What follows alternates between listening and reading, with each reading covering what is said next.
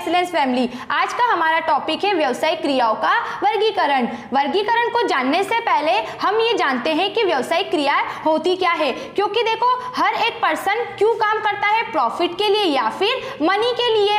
Profit और money के लिए उसने जो कोई भी काम किया है उन्हें ही हम क्या बोलते हैं, बिजनेस। अब ये बिजनेस इतना आसान नहीं होता है, इसमें वस्तु के उत्पादन से लेकर उस वस्तु के उपभोग करने वाले उपभोक्ता तक अनेक कार्य करने होते हैं। अब वो कैसे कार्य होते हैं वो हम व्यवसायिक क्रियाओं के वर्गीकरण से जानेंगे।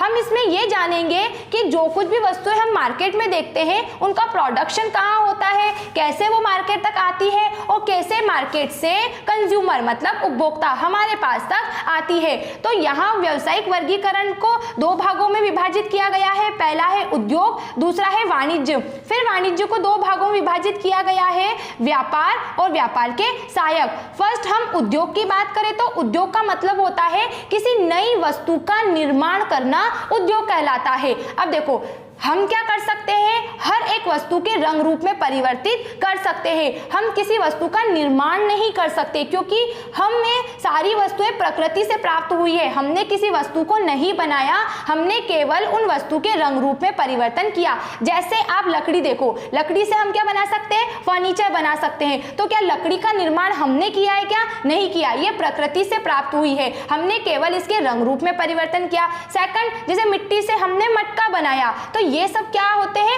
उद्योग होते हैं। तो क्लियर, किसी नई वस्तु का निर्माण करना या उसके रंग रूप में परिवर्तन करना उद्योग कहलाता है। फिर अगला देखो वाणिज्य। अब उद्योग में जो कोई वस्तु बन जाती है उस वस्तु को उत्पादक से उपभोक्ता तक पहुंचाने के लिए जो कोई भी कार्य होते हैं वह सब वाणिज्य के अंतर्गत होते हैं। जैसे अब उत्पादक से किसी व्यापारी के पास वस्तु आ रही है तो उस रास्ते में उस वस्तु के चोरी होने का भय भी रहता है, तो ऐसी कंडीशन में बीमा संबंधित कार्य करवाए जा सकते हैं, परिवहन की सहायता ली जाती है। तो ये सारे कार्य वाणिज्य के अंतर्गत होते हैं। कुल मिला के जब कोई वस्तु बन जाती है तो उसे उपभोक्ता तक आसानी से उपलब्ध कराने का कार्य वाणिज्य का होता है। ठीक है, फिर वाणिज्य के अंतर्गत कार्यों को दो भागों में विभाजित कर दिया गया है। पहला है व्यापार। अब व्यापार में सिंपल सा होता है वस्तु का क्रय विक्रय करना। यह व्यापार उत्पादन से संबंधित नहीं होता। ये क्या करता है, वस्तुएं बनती है, उसको खरीदा, बेचा और प्रॉफिट कमाया,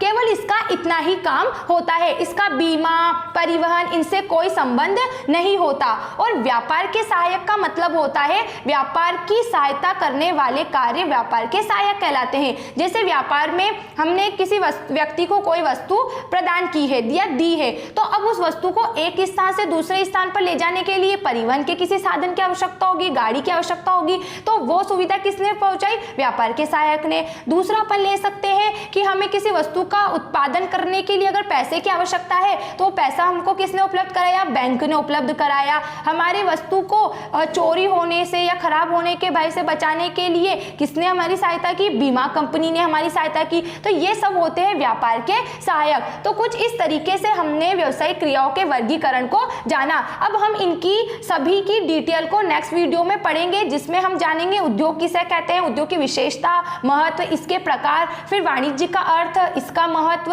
और इसकी विशेषता, व्यापार का अर्थ, व्यापार के सहायक, इन सब की डिटेल हम नेक्स्ट वीडियो में पढ़ेंगे। Bye bye, thanks for watching this video.